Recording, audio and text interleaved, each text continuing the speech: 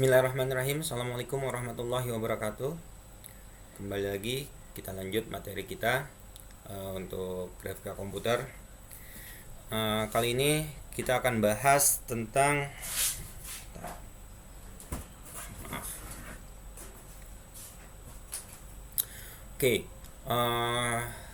materi kita untuk pekan ini adalah rendering. Masih bicara sebetulnya tentang 3 dimensi. Jadi dalam 3 dimensi itu banyak sekali materi-materinya, tidak seperti 2 dimensi yang hanya bermain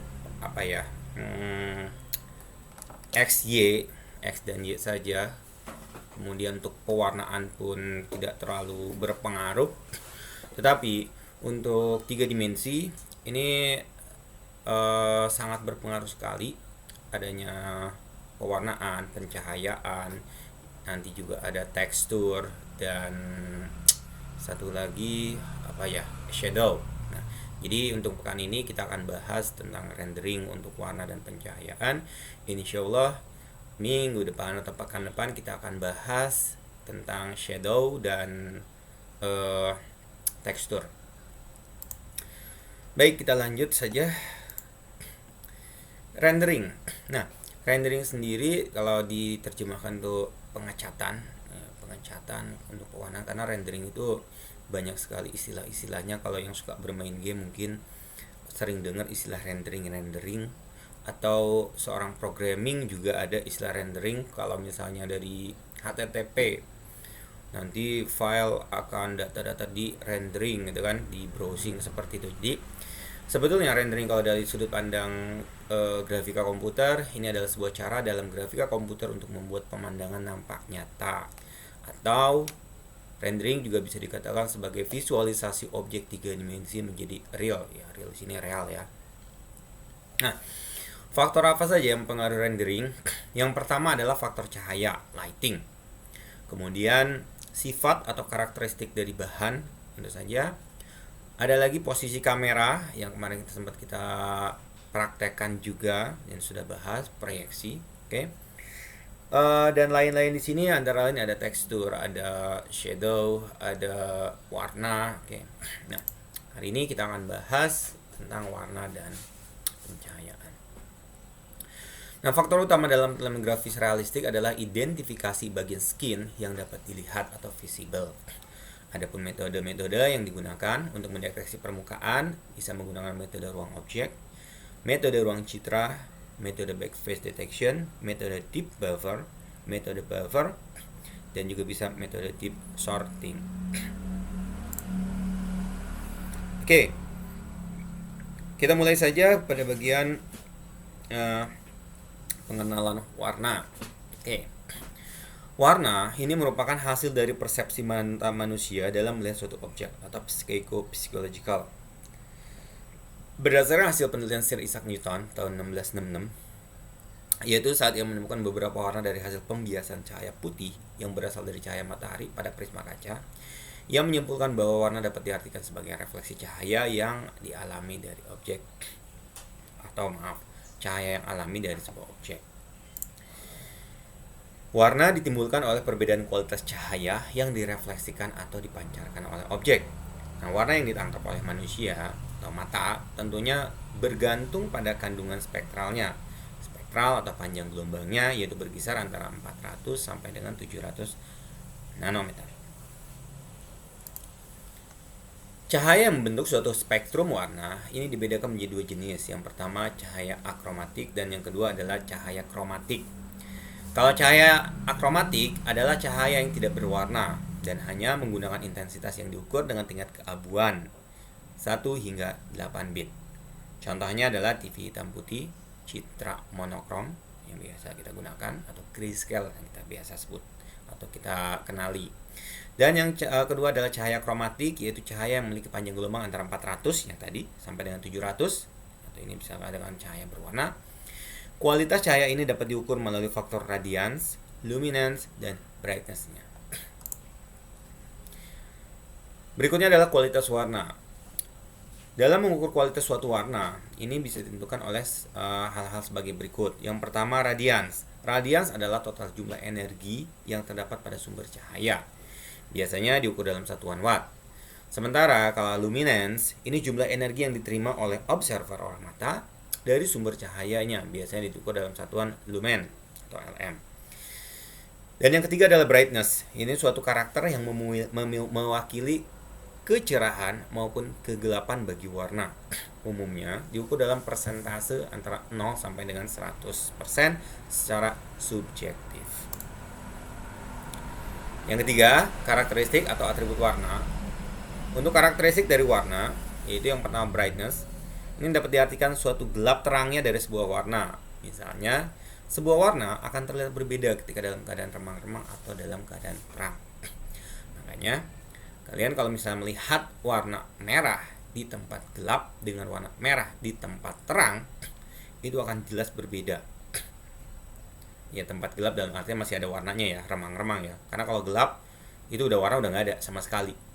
Mau warna merah, kuning, hijau, biru, apapun itu kalau di warna gelap itu nggak bakal kelihatan warnanya. Oke. Kemudian yang kedua adalah hue. Diidentifikasikan sebagai kelompok warna atau dominan warna, misalnya dominannya kemerahan, kehijauan, kekuningan. Selain itu, hue juga dapat memberikan kepekaan setiap warna pada objek. Dan yang ketiga adalah saturation, disebut juga chroma, yaitu ukuran kemurnian dari warna dan seberapa tajam serta tumpulnya warna tersebut. Contoh misalnya, merah 100% adalah saturasi yang sempurna. Sementara kalau pink ini kan orang nyebutnya merah muda. Ada merah bata, ada merah delima, ada merah ya macam-macam lah. Nah, kalau pink sendiri ini kan sebenarnya merah muda, yaitu paduan antara warna merah dan putih. Ini dikatakan merah yang tidak sempurna atau saturasinya tidak sempurna. Oke, yang keempat adalah model koordinat warna. Ada dua pengertian dari model warna. Yang pertama adalah spesifikasi dari sistem koordinat, yaitu suatu subspace di dalam sistem koordinat di mana warna masing-masing diwakili oleh titik. Model warna berfungsi untuk memfasilitasi spesifikasi warna, baik pada hardware maupun pada software. Nah, pernah misalnya dialami begitu desain di komputer, di laptop sendiri, warnanya sudah oke, sudah bagus, sudah pas, sudah cocok dengan mata kita atau yang sesuai yang diinginkan.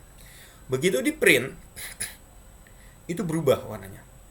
Atau begitu dipindahkan ke media yang lain, misal dari laptop desain sudah bagus, dipindahin ke smartphone, ingin di-share misalnya, kok warnanya berbeda.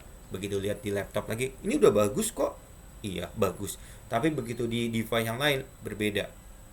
Nah, hal ini bisa disebabkan karena di perangkat, kemudian dari sisi spesifikasi yang berbeda. Oleh karena itu, untuk menentukan warna tetap sama, jadi kita tidak sebut biru muda itu kan banyak. Merah muda itu banyak. Merah itu nanti sebut itu juga merah, itu juga merah, itu juga merah. Banyak sekali. Oke. Nah, maka bisa digunakan koordinat sehingga yang dikenal itu bukan warna merah, kuning, hijau, biru muda, coklat tua, bukan seperti itu, tapi koordinatnya atau nilai-nilainya nanti kita akan bahas.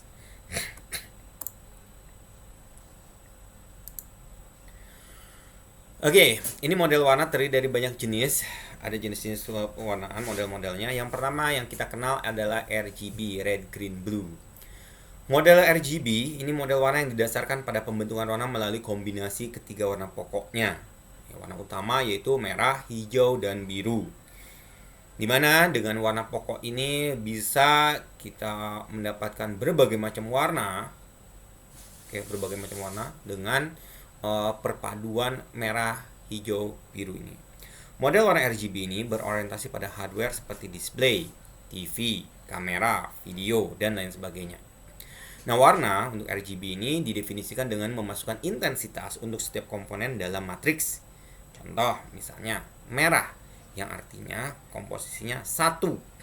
Berarti 100% merah, 0% hijau, 0% biru. Jadi benar-benar warna merah. Saturasinya 100%. Kemudian hijau. Hijau berarti komposisinya 0 untuk warna merahnya, hijaunya 100%, 1, dan 0 untuk warna birunya, 0%. Demikian juga untuk biru.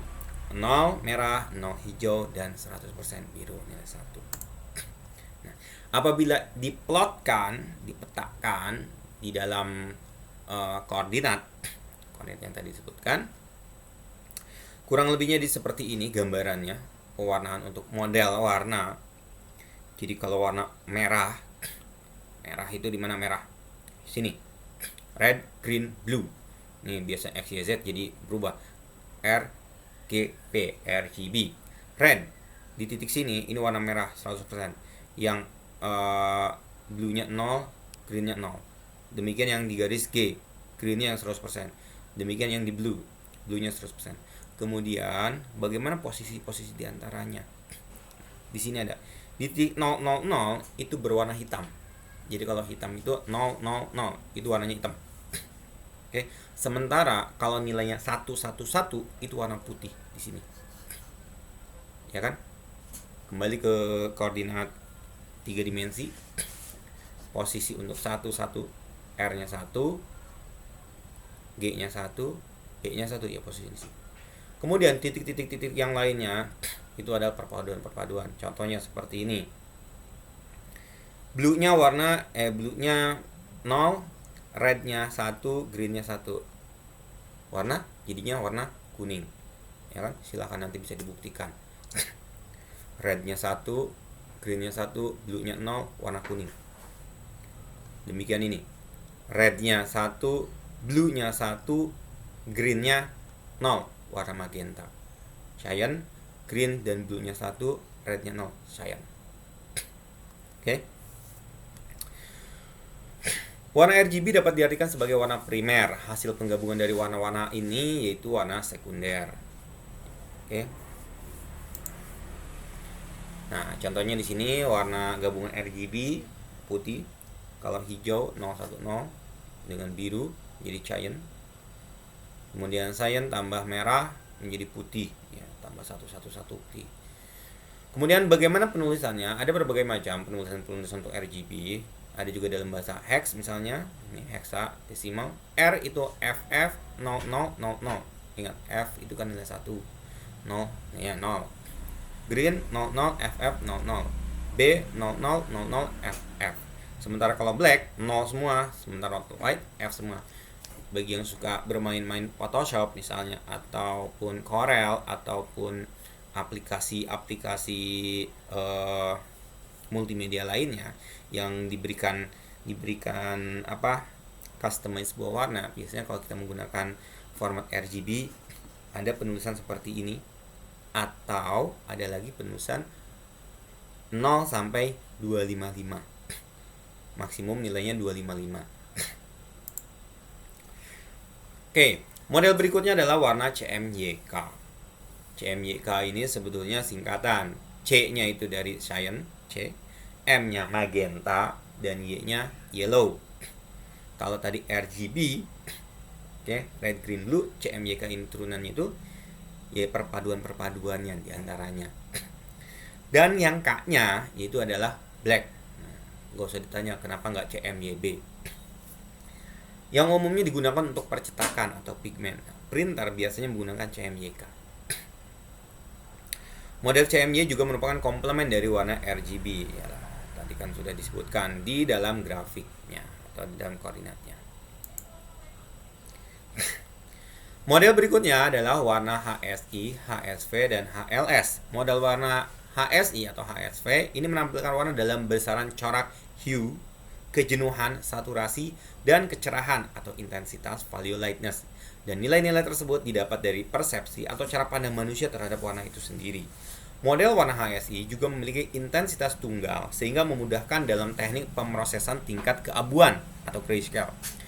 Adapun model HSV ini berdasar pada sistem warna Munsell yang digunakan untuk para desainer. Sedangkan model HLS ini dulu dikembangkan oleh Tektronix pada tahun 78 untuk model berbasis tampilan. Model lainnya adalah warna YEQ atau YUV, merupakan model warna yang digunakan untuk transmisi sistem NTSC, National Television System Committee, sistem pemancar, sistem utama penerima pada TV, dan pengiriman video warna pada kanal TV monokrom. Y dalam hal ini adalah luminasi, I adalah in phase dan Q adalah kuadratur. I dan Q merupakan komponen sinyal analog yang berisi informasi warna. Jadi model warna ini kalau udah bicara di transmisi pengiriman gelombang, itulah mengapa yang tadi saya sampaikan, begitu desain warnanya oke, begitu ditransmisikan, dikirimkan ke smartphone misalnya, berubah warnanya karena ada proses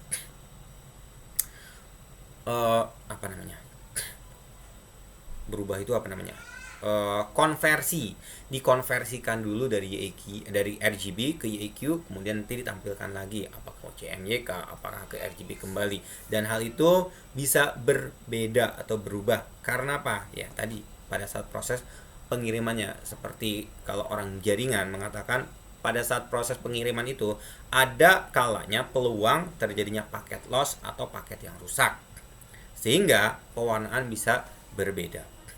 Kemudian model warna lainnya adalah warna YCBCR. Model warna YCBCR ini merupakan model warna YEQ. Pemisahan antara intensitas informasi warna juga dilakukan pada model warna ini. Perbedaannya, YCBCR ini utamanya digunakan untuk kompresi data dan video. CB dalam hal ini adalah chrominance blue yellow dan CR adalah chrominance red yellow.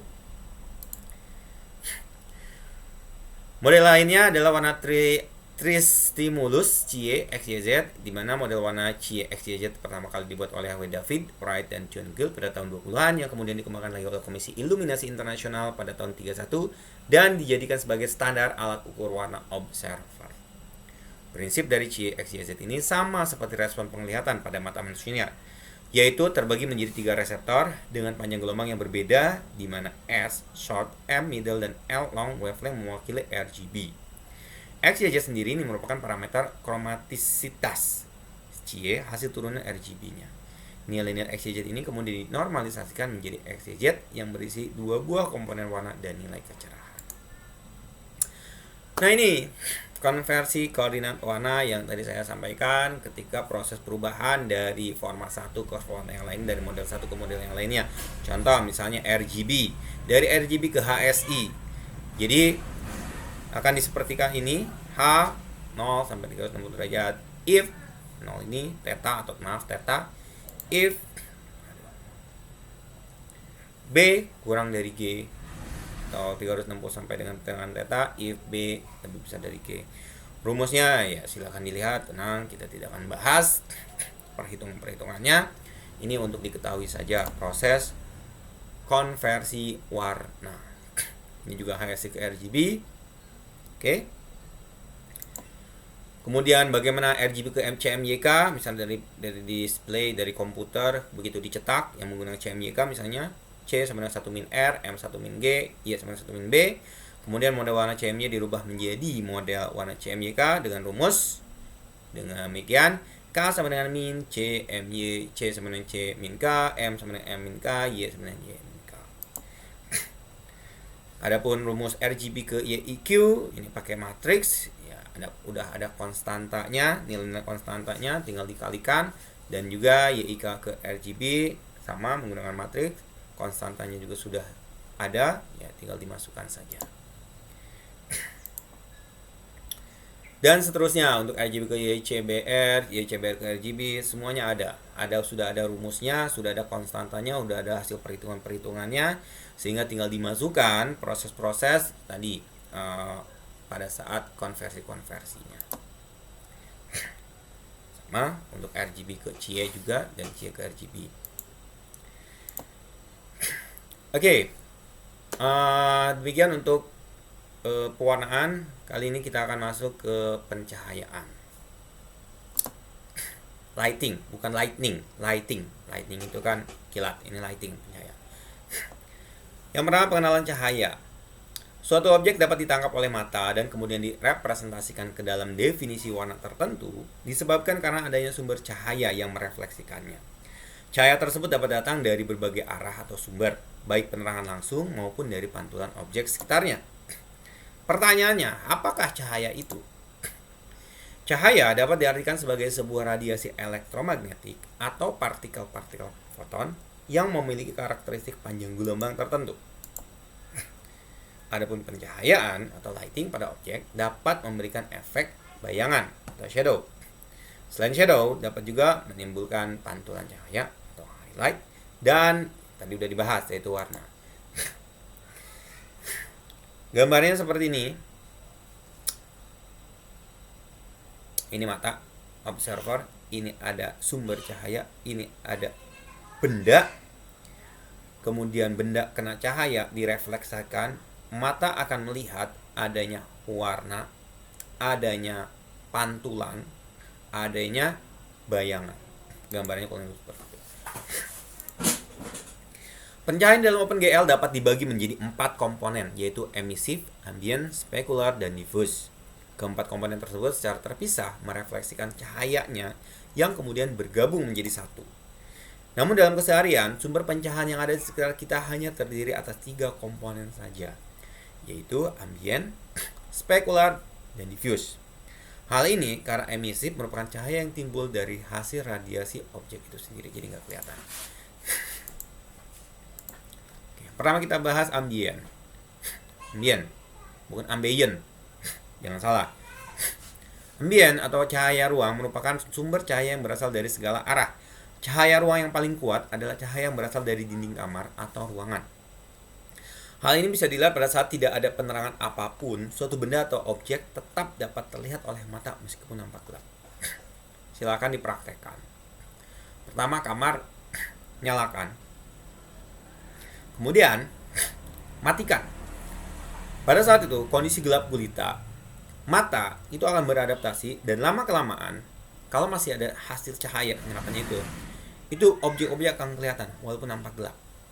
Jadi silakan setelah kalau sudah beradaptasi biasanya. Sedangkan cahaya ruang yang paling lemah adalah cahaya yang berasal dari luar seperti cahaya bulan. Pada saat cahaya ruang datang ke permukaan, cahaya tersebut dipendarakan ke segala arah. Selanjutnya difusi. Difusi adalah cahaya yang berasal dari satu arah yang kemudian disebarkan ke sekitar permukaan objeknya. Segala cahaya yang datang dari arah atau posisi khusus kemungkinan juga termasuk cahaya difusi. Permukaan benda atau objek yang umumnya bersifat menyebarkan cahaya seperti kayu, pasir, kain wol, kapur, dan lain sebagainya. Contoh seperti ini. Difus.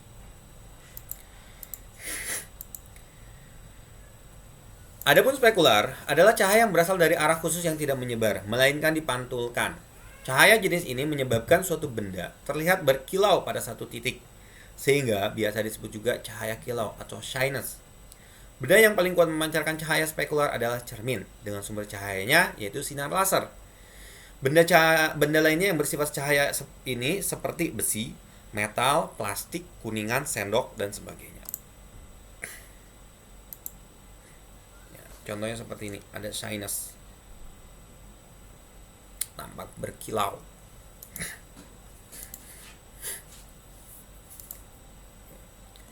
Pada gambar di samping, cahaya jenis apakah yang diterimanya? Ya, silahkan kalian pikirkan, kemudian diskusikan. Oke.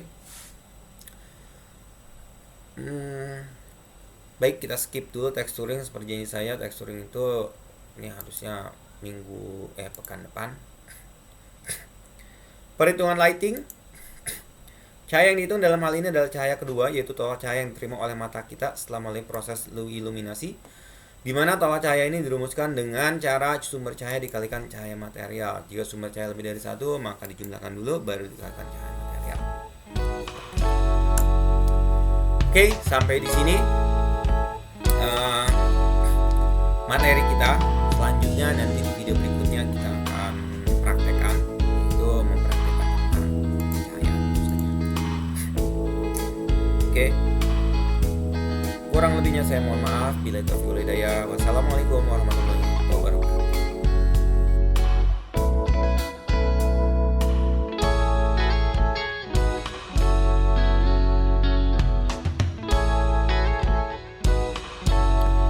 Bismillahirrahmanirrahim. Assalamualaikum warahmatullahi wabarakatuh. Oke, kita lanjut untuk prakteknya. Seperti yang tadi sebelumnya, video sebelumnya tentang teori. Kali ini kita akan langsung ke prakteknya. Tapi sebelum ke praktek, ini ada sedikit teori dari bukunya tentang light dan materials. Tapi kita kita akan bahas yang lightnya, pencahayaannya. Jadi setelah bentuk 3 dimensi dibuat dan ditransform sedemikian rupa, it is often rendered into static image. Maka langkah selanjutnya biasanya itu dirender menjadi suatu image yang statis atau frame sebuah animasi. The state of the art advanced so quickly that even graphic produced a few years ago look crude today. Nah, state of the artnya, jadi seninya, ini yang dulu tuh kelihatan dihasilkan dulu tuh kayaknya sekarang nggak terlalu bagus. Tapi dengan adanya software-software yang seperti processing, itu menjadikan tampilan-tampilan rendering itu menjadi luar biasa. The work of 3D rendering is primarily the mathematical modeling and efficient computational of the interaction of light and surface. Jadi seperti yang disebutkan dalam teori, sebetulnya proses rendering itu tiada lain adalah modeling matematika. Yang di teori kan tadi udah disebutkan, cahaya itu diplotkan dalam bentuk matriks, kemudian warna di dalam koordinat. Jadi sebenarnya dibuat dalam bentuk model matematikanya. Nah, kita langsung saja, nanti ada beberapa teori-teori dikit lagi atau yang sama dengan yang sudah disampaikan.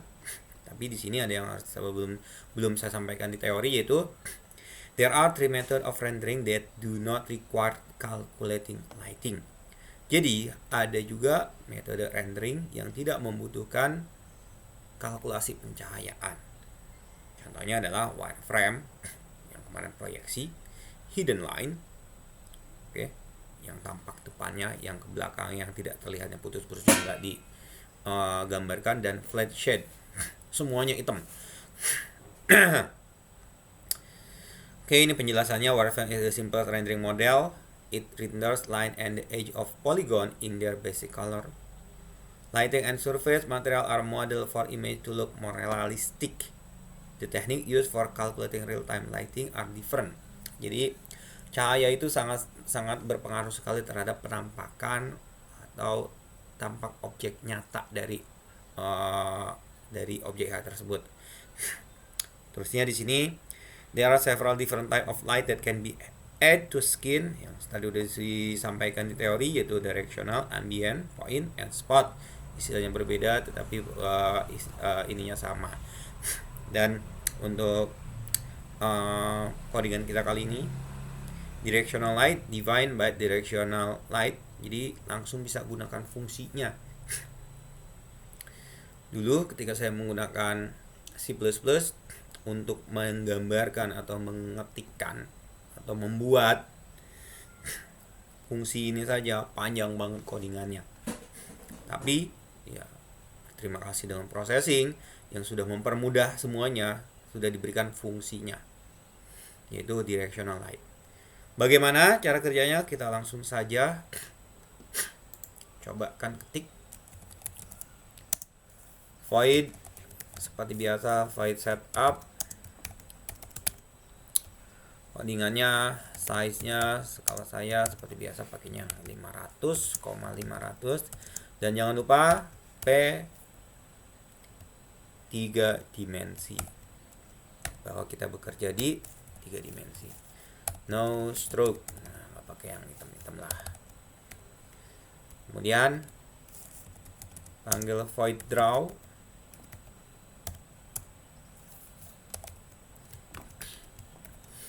Kemudian background, kita kasih backgroundnya, ini pewarnaan, dibuat masih 0. If fungsi mouse preset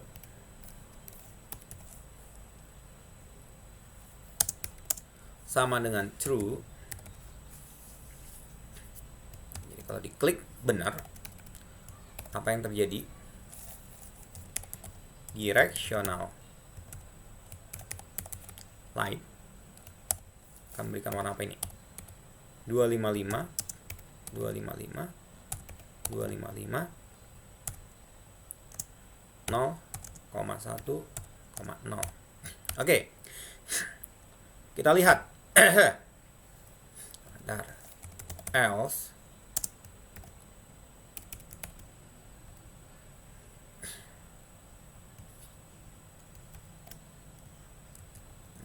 cara cepat ini dipakai.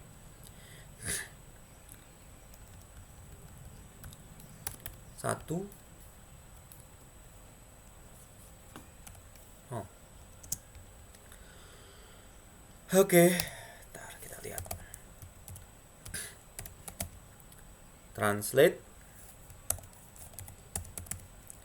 Oke, dia pakai width per 2. Height per 2. 0. Oke, ini posisi. Buat berarti sphere. Sphere itu buat bola ya, 3 dimensi. Nah, sebelum saya jalankan directional light komponennya, kita kembali sini. Directional light defined by directional light function, fungsi directional light itu have 6 parameter, punya 6 parameter. 1, 2, 3, 4, 5, 6. Oke, 1, 2, 3, 4, 5, 6. 6 parameter. To define a color and direction, untuk menentukan warna dan arahnya. The first three define the light color.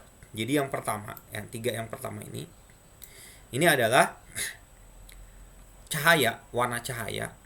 Sementara the second group define the direction from which light fall. Nah, kalau ini dari mana cahayanya jatuh. Oke, arahnya along the X, Y, dan Z. X, Y, dan Z. In the following example, click the mouse to see light change from the left to the top of the sphere. X, Y, Y, Z, Z. Ini berarti berubah jadi X. Kalau diklik dari left, dilepas dari top. Oke, mari kita buktikan. Jalankan.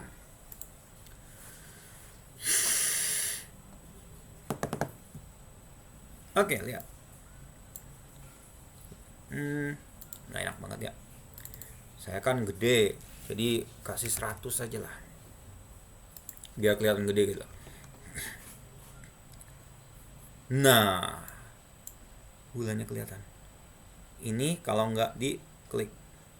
Kalau diklik dari atas, klik arah cahayanya dari X, Y, Z, putih-putih. Oke, ini putih-putih. Kalau misalnya kita kasih warna yuk, kan sudah belajar dari warna. Jadi 255 no. Jadi warna kuning. Betul kan? Ya, kembali ke teori bermain-mainnya. Oke. Ya, silakan. Jadi ini untuk membuktikan ya pencahayaan. Oke, jatuhnya komponen directional light. Artinya kalau ini nggak diklik, datangnya dari sumbu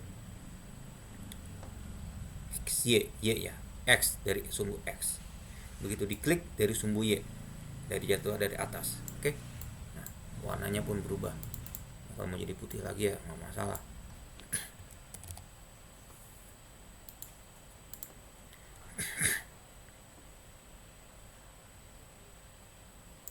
Oke ya, baik. Ini untuk yang pertama, direction light. Sekarang contoh berikutnya adalah untuk ambient. Ambient light are non-directional and therefore have a different effect from directional light. As mentioned earlier, they can be used without a position, but they can also have a position. Jadi bisa punya posisi, bisa juga punya posisi. Oke. Nah, fungsinya seperti apa? Oke, mari kita langsung praktekkan saja. Fungsinya ambient light. Kita sama ekrannya. Oke. Kita hapus.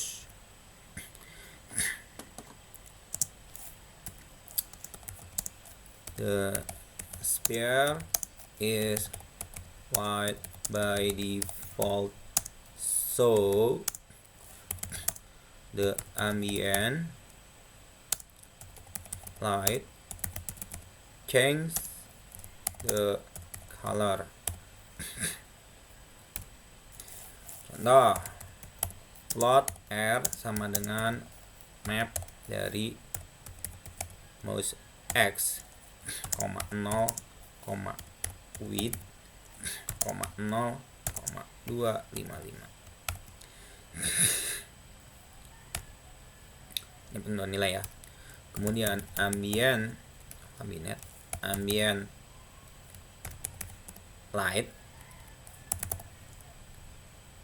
adalah nilainya R, 255,255.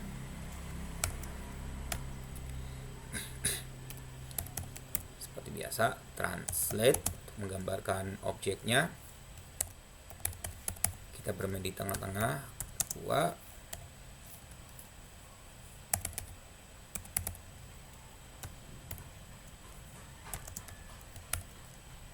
Oke. Dan seperti biasa, sphere. Saya pakai 100 saja. Baik, kita lihat hasilnya.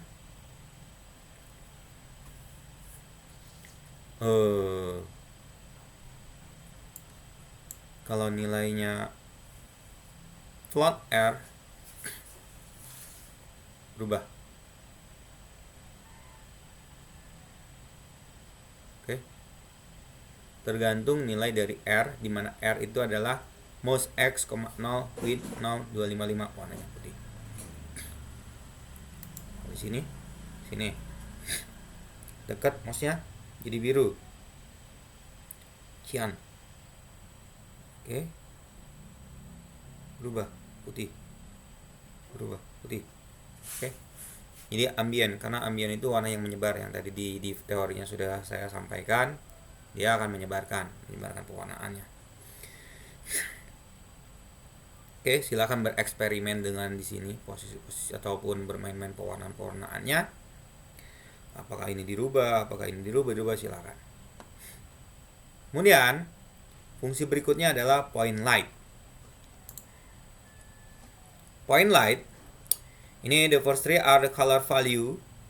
The second three are the position. In the following example, the position of point light move up and down with the cursor. Oke. 3 posisinya adalah, pertama adalah nilai warnanya putih. Sementara posisi yang lainnya adalah posisi dari posisi cahayanya, posisi tersebut.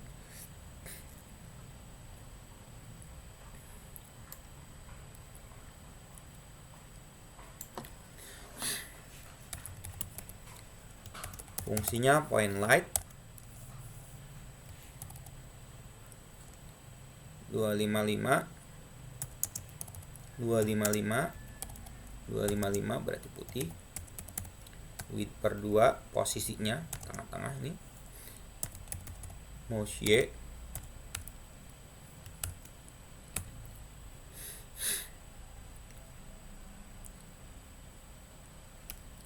Ada lagi translate.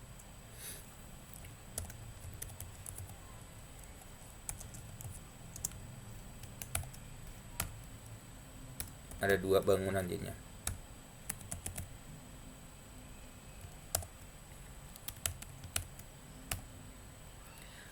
Jalankan.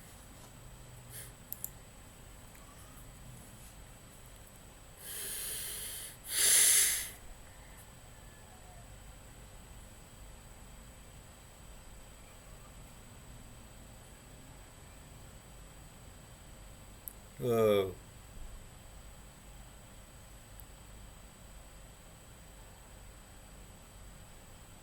Mana nih?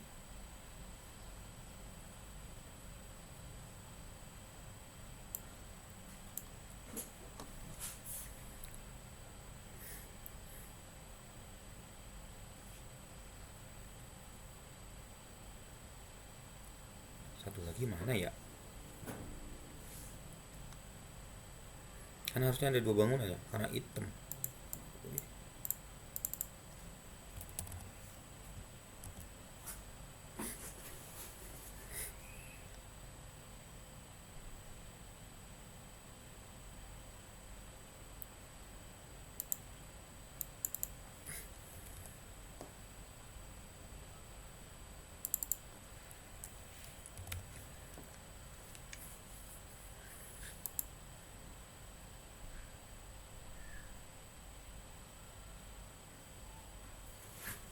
Mana itu bangunan satu lagi?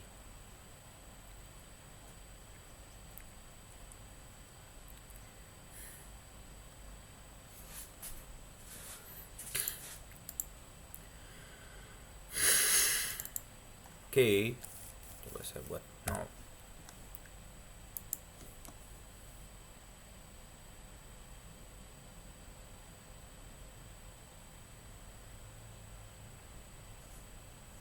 Harusnya ada satu lagi.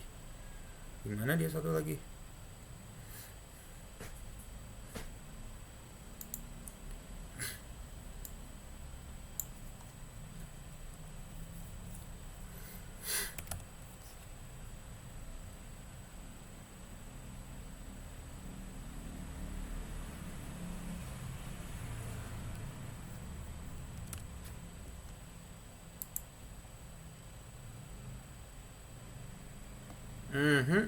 Nah, ada kan? Iyalah. Kenapa dia ketutup apa ya?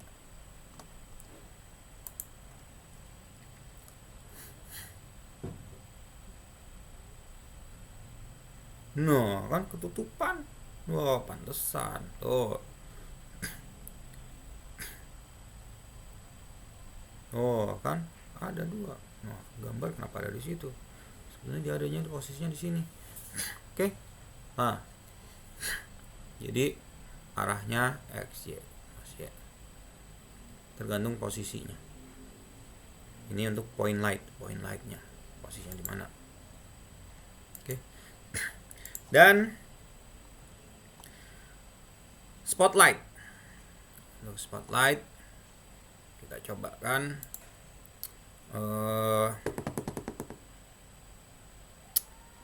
rumusnya, kita langsung aja ke rumusnya. Nilai float dia bermain sudut, mapping dari mouse Y 0, height pi per 8. Ini udah mulai sudut nih, koma pi per 2 mappingnya. Kemudian float concentration, ini bisa diganti sebetulnya, concentration map mouse x, 0, width, 1,20. Nilai mapping. Rumus fungsinya adalah spotlight. 255 255 255 0, height per 2 0 1 0 0.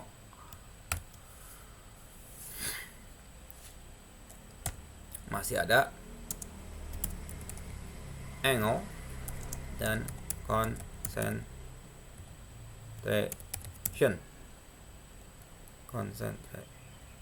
Ini ya, concentration. Panjangan sebetulnya, bisa kita skip tapi nggak apa-apa lah. Translate width, height per 2, min 10. Wow, setnya dipakai nih. Sphere 100. Saya sih pakainya 100 saja. Kita lihat spotlight ada 1, 2, 3, 4, 5, 6, 7, 8, 9, 10, 11. Banyak aja. Fungsi apakah itu? Okay. Spotlight have the most parameter of any light. Banyak banget ya. The 11 parameter control color. Oke, the 11. 11, benar. Parameter control color, position, direction, angle, and concentration. Wow. The angle affect how wide the spotlight is open. A tiny angle casts a narrow cone of light, while a wider one illuminates more of the skin. The concentration parameter affect how the light fall off near the edge of the cone angle. Light in the center is brighter and the edge of the cone are darker. While spotlight are the most flexible, they require more calculation than other type of light and can therefore slow a program down. In the following program, the angle and concentration of spotlight are controlled spared with the mouse X and mouse Y. Jadi, fungsi spotlight ini yang sangat banyak sekali parameternya. Dia kompleks banget sehingga untuk mendapatkannya itu membutuhkan ya perhitungan yang luar biasa. Nah, therefore slow program down bisa bikin program jadi rendah. Oke. Nah, sekarang ini udah diketik, kita coba jalankan. Kita coba jalankan kira-kira bagaimana. Oke, dalam hal ini, dalam contoh ini menggunakan mouse X dan mouse Y sebagai kontrol untuk spotlightnya.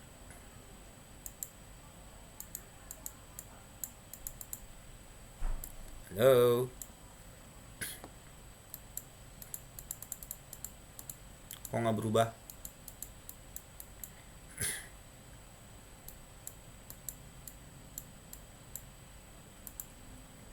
Dia berada di per 2 atau karena min Z nya ya.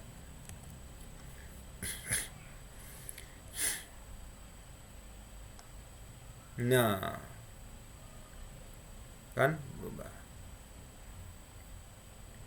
Kamu salah, berarti harusnya translate-nya tetap with min 2 biar kelihatan tuh proses perubahan-perubahannya tuh. Oke. Ini spotlight ya. Kalau misalnya kasih warna 0 di warna kuning harusnya ya kan, kuning kan. Nah, spotlightnya warna kuning. Oke. Baik. Ini apa ini?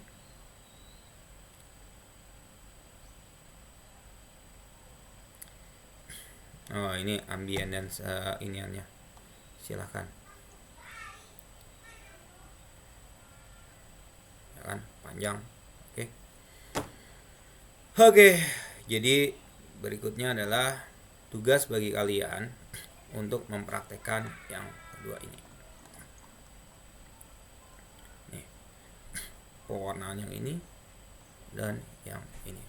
Nah, tinggal untuk menuliskan aja, membuktikan saja lah. Oke, ada 2 ya. Oke, ini dan yang ini.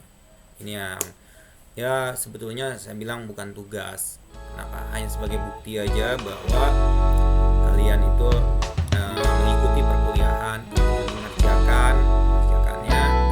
Jadi karena saya tidak bisa berinteraksi secara langsung, kalau misalnya kita kuliah seperti biasa, saya bisa langsung melihat pekerjaan kalian, prosesnya misalnya. Karena sekarang ini kita melakukan PJJ, jadi ya tolong dikerjakan intinya dan kalian jelaskan fungsi-fungsi yang ada. Baik, sampai di sini saja untuk praktek kita kali ini. Kurang lebih saya mohon maaf. Wassalamualaikum warahmatullahi wabarakatuh.